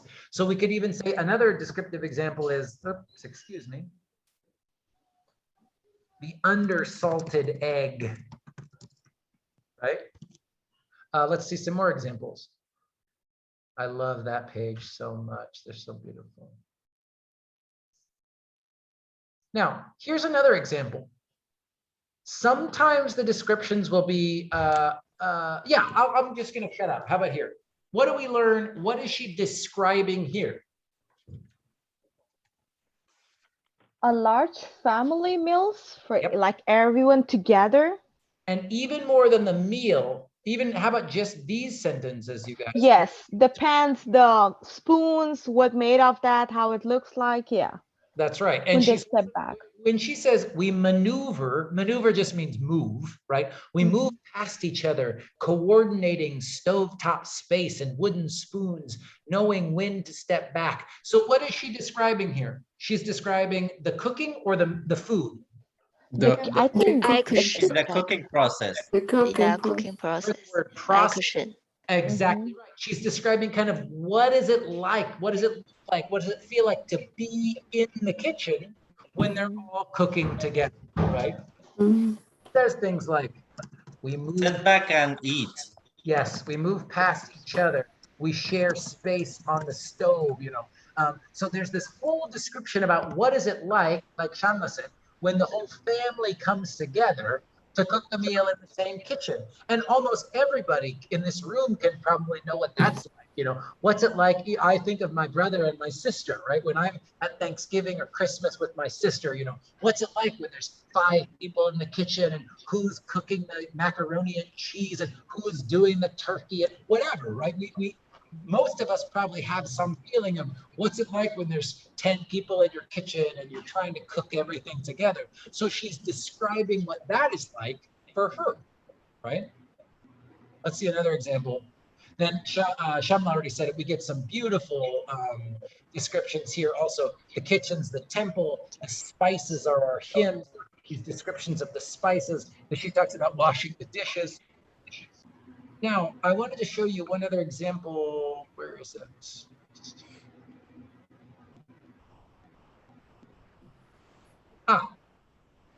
Then we get some very specific descriptions in these 3 paragraphs. I can find peace in my stack of small ceramic prep bowls gifted by dear ones and acquired from my travels. Onions make me cry and it feels good. I feel strong when I lift my 5-quart Dutch oven. And Dutch oven, you guys, is just the vocab word for this type of cooking dish, right? So when she says Dutch oven, this is the Dutch oven, right? And usually they're pretty heavy, they're pretty big. So what are we describing here? What kind of descriptions do we get? I think let's talk about her feeling. I would say it's about describing the Dutch oven, what is it made out of, or how big it is. Well, we don't actually not when I say I feel strong, is she describing the oven or is she describing herself?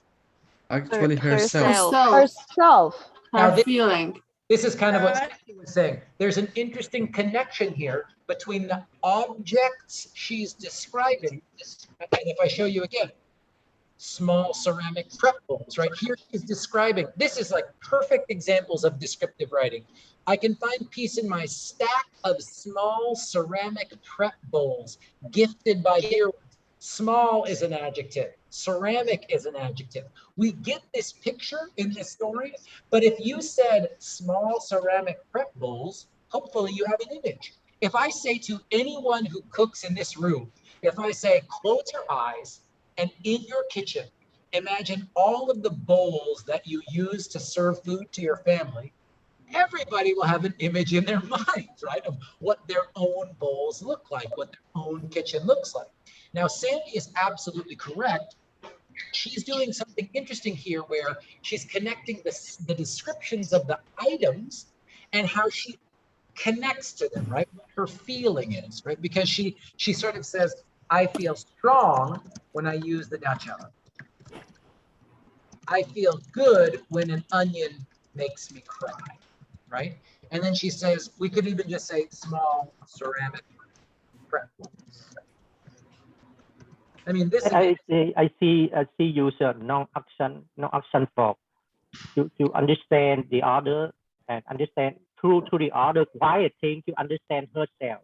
Yes, Huli Yeah. is, again, my excellent teacher's assistant. He's talking about our grammar. In our grammar class, we talked a lot about linking verbs and action verbs, right?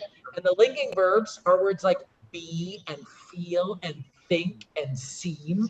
And these are the words that we use to describe things. And usually we use them with adjectives. And this is different than I went to the store, I pick up the book, right? That's different than I feel good, or I think I feel confused, right? Usually these type of descriptive words, these type of descriptions, absolutely, Huli, go with more linking verbs. You are 100% correct. Yes, yes, you are 100% correct. And here's another one. This is about how she feels, right?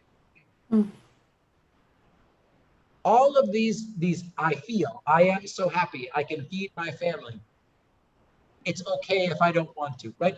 All of these linking verbs, and I see people typing, we're gonna get to the theme in a second here. I see people, yeah, that's all I wanted to say. So does this example of descriptions, of descriptive writing in the story that we put here in the document here, in the PowerPoint, does this make sense? Yes. And do you feel hopefully a little more confident starting to notice these details when you start reading? If not, stop me and let's talk. Well, he gives a thumbs up. Anybody? Sandy, do you unmute yourself? Yes, I think I understand the description you mean, but how about narrative and That's what Sandy's always one step ahead, you guys. Yes, that's where we're going next. I totally okay. Now, here's the thing, and I'm going to tell you this. We might have to save theme for next week. I see we only have 15 minutes. Now, I want to say this, and I'm just going to say, don't get worried too much. I know I said a narrative is a story with a beginning, middle, and end. But of course, as we start to read longer things, as we start to write longer things, what you notice is in the same story, right, in the same one chapter, whatever, you might have more than one narrative. You might have different parts of the narrative, even though it comes together to create one big narrative. Now, this can be difficult at first, okay? But, you know, that's why we start with a pretty, hopefully, clear and easy example. Let's start right from the beginning, okay?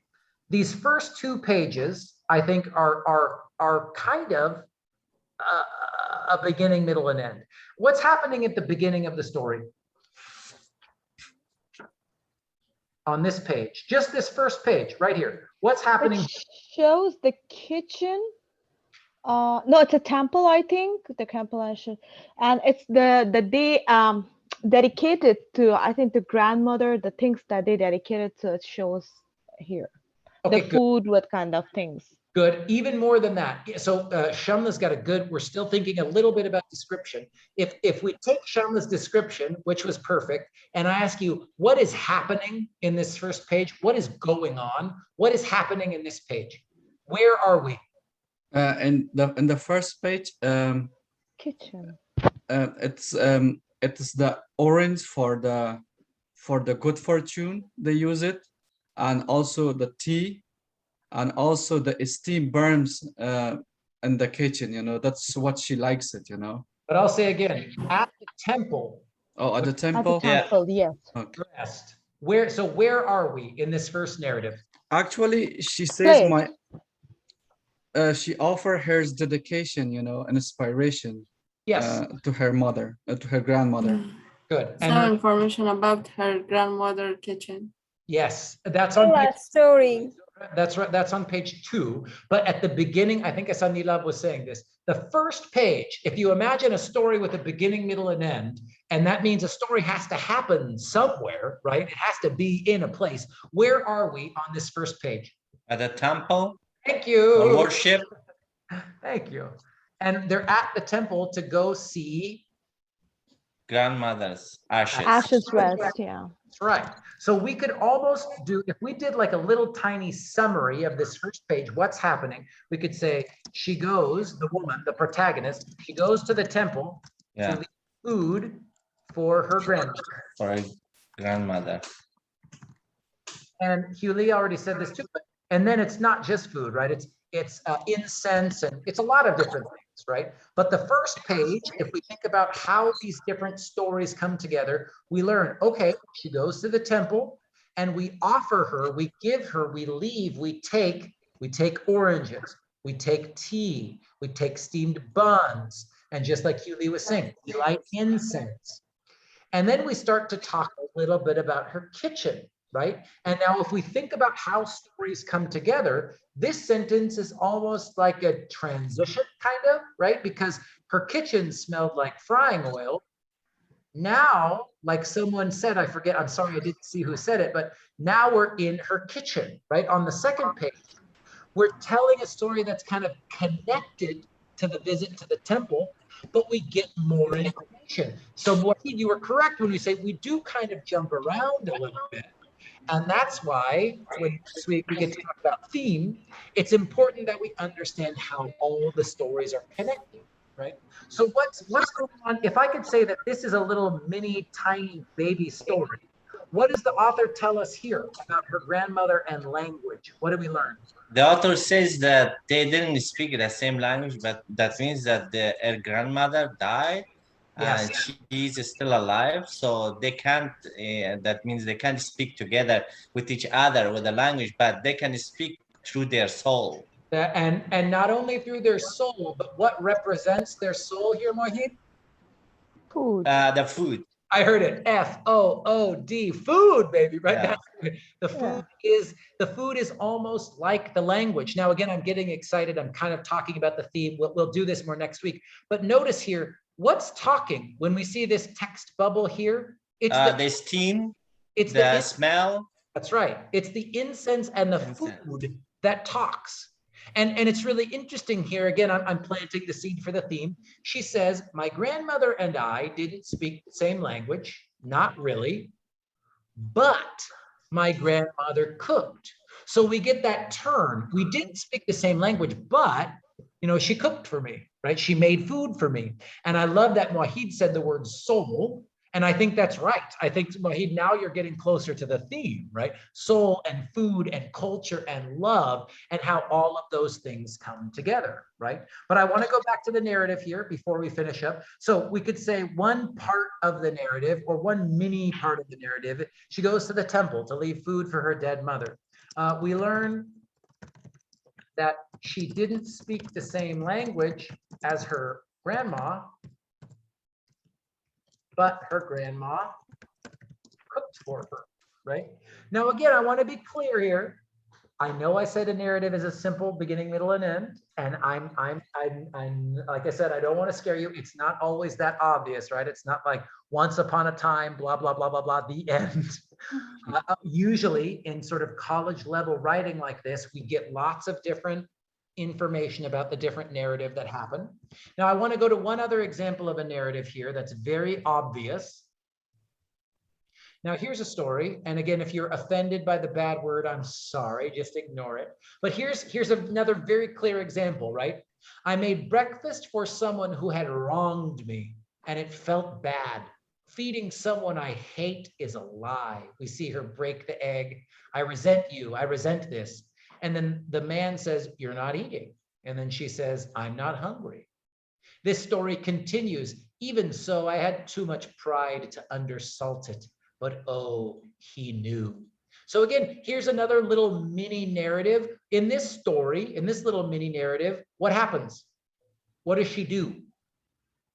Feeling hate, Professor, I think. He doesn't want to make a food for him. So, but still. I love Shamla. I love your. I like. Mommy. You guys are so good because again, you're thinking about the meaning. Before we talk about the meaning, just tell me what happened, beginning, middle, and end. I think she can cook like her grandmother. Okay, on this page, did she cook food for someone? Yes or no? Yes. Yes. Did she badly? Did she love that person? Yes or no? No. Angry at that person? Yeah. Yeah. And was the food good or bad? Bad. That's why she is not hungry. That's exactly it. So we could say another short example of a narrative is she cooked eggs for a person she was mad at, and the egg tasted bad. Now I'm making this sort of, I know I'm going good. Nina says she cooked bad, exactly. And now we're starting to make this connection to the theme, right? She cooked bad because her heart and soul, to use Wahid's word, were not in the cooking. When she was cooking, she didn't have that heart and this soul, right? And now that comment, I just made Shamla's comment, Zohra's comment, we're starting to connect. Now we're starting to see the connection between the narrative and the theme, even though the author doesn't say, hey, if you love someone and you cook food for them, the food will taste good. If you hate someone and you cook for them, the food will taste bad. The author doesn't say this, but this combination of the details and the narrative come together to give us that feeling as the reader, right? At least I hope so. Let's look at one more example of a narrative, then we got to get out of here. It's almost time. We'll save theme for next week. Where's the one I wanted to show you? Actually, you know what, guys? That's enough. If you want to look at this one next week and think about theme, I'm just going to tell you heads up. This whole page, this is my very fast preview, I guess. This whole page, she says, I have a complicated relationship with food. If I claim food as one of my languages, I have to acknowledge that you can say many things with a language. You're so ugly, you're such a slob, you eat alone because no one likes you. I'm just going to tell you right now, this is an example of a page. There is no narrative, right? Nothing is happening. She doesn't say, I cooked an egg. She doesn't say, we went to the temple. She doesn't say, we were walking around in the kitchen. She is, to use Hugh Lee's example, she's using linking verbs. She's using stative verbs to talk about thoughts and feelings, right? So this is a page where you see the authors talking about thoughts and feelings. This I want to tell you, and we'll look at it much more next week, is like, hey, theme, theme, theme, right? If it's not about the story, it's the author sort of talking about some feeling that is hopefully, you know, in a good story, connected to the narrative that they've been telling, okay? Oh, that was great. We're gonna keep doing this. I feel like I hate that we have to end, but it's good. That's enough. Our brains are very full, I think. But does this start to make a little bit of sense? I want to ask Sandy specifically, did I start to answer your question about how this connects to the narrative? Oh, yes, now I understand. And that is a very interesting story. And yeah, the very interesting class. Thank you. I love it too. I think, again, sometimes when I've used this, students are like, it's got pictures, it's like a children's book. And I understand you are all very intelligent adults. We will read, you know, we'll read plenty. But I love this story because it's simple, it's easier to read quickly and start to practice some of these ideas. And we'll get to keep practicing for the rest of the semester. So let me show you in Canvas here what I've published. And you know, if you look at this and you go, I'm not ready to start with this yet, that's fine. I've got 3 new lessons in Canvas, okay? Each of those lessons is about one of the stories that are in this book. So lesson 10 is a story about a map of lost things. So if you're still waiting for your book and you want to start, that's this one, right? You guys, that's here in Canvas. You can download it and start there. Lesson 11 is more vocab, so that's going to be pretty quick and easy, but it's using one of the stories in the book called Arab Past, American Future. And lesson 12 is a discussion activity. You might want to wait for this one until we finish next class, called Should I Apply for Citizenship? Another story that's in this book. Now, if you're going, Jeff, I don't really feel comfortable starting to practice this yet, that is totally fine. What I suggest then is start to read the book. And maybe just start with those 3 stories, right? Because those 3 stories, you will eventually answer some questions and practice some of these skills with. But even if you don't want to start the lessons yet, that's fine. Start reading those stories. Because the more you have read next week, the better you'll be prepared when we keep going, right? When we keep analyzing stories for narrative, descriptive writing, and theme. So that's what we're doing. I'm really happy. I think this class, at least for the people who were able to speak, I feel really happy because I feel like you guys are starting to understand this pretty quickly. And once you understand how to do this type of analysis, then it's just practice, right? And when we analyze longer stories, it'll be more difficult, but that's okay. That's why we're here, right? Is to practice these new skills. So I'm going to, oh, I see a comment in the chat real quick. Which page are these stories, Mina asks. Great question. Let me just say, if you want 120, to, 120. yeah, if you want to know the answer to that, of course, the contents page will always tell you. It's, let me see, a map of lost things is page 15. Arab past, American present is page 53. And should I apply for citizenship is page 199. And they jump around, you guys, because each one of these is like a short story. This isn't one big whole connected book. So you can jump around as much as you want, right? You can absolutely jump around as much as you want. Professor, I have a question. Shamla. So this is the homework for this week. These two, like the map of lost things quiz, are a past, American future, and the discussion. Honestly, I think that we're going to spend probably 3 or 4 weeks with this book. So I just wanted to publish them in Canvas. I'd suggest take a look at them, Shamla. Anything that looks too hard, we haven't talked about it yet, save it. Right. And if all you do is read the stories that you'll need to read for these lessons, that's fine too. Right. I would just like you to read as much as you can, as much as you have time for, so that when we keep doing this analysis, you're ready to go. So Professor, because for the this one for lesson 11, I don't have a book, but I think you mentioned you have a, I think, published a PDF, right? And so that's we can find the words, yes. And Yeah, for the map, other one, the map is only story, so we can I think that interrupt you, Shamla. It's lesson 10 is the one where I do have the PDF. So I'd say start with this one, Shamla. You could also just listen to Arab just listen, yes. present. At least that way you have some idea of the details and what might go on in the story. That's So Professor, for the discussion, should we have to read before? Though, 100% yes. Let me make that. I hope that that was clear, but I'll say it again. Do not do any of these lessons until you've read the stories, okay? Okay. And that's why there's no due date, right? Yes, Mahid, please. I just wanted to give a clue to my classmates that about the book, because I tried the library several times. It took me 2 weeks. I couldn't access the book, but I just went to Amazon and I ordered it. It took me 2 days to get it. Okay. So yeah. Amazon is easier. If you guys try it, then you guys can get it the book. So I order it. It's and I think like in 3-4 days they will deliver. But yeah, on 24. So Yeah. for the best. Thank you. Excellent. I see people asking about multiple attempts. Shagofa, before we even talk about multiple attempts, read the story. Let's not even worry about 2 attempts. You haven't even done 1 yet. Let's talk about it next week. So Professor, we don't have to reply the discussion because I saw Fawad already reply to a discussion for should I apply for citizenship.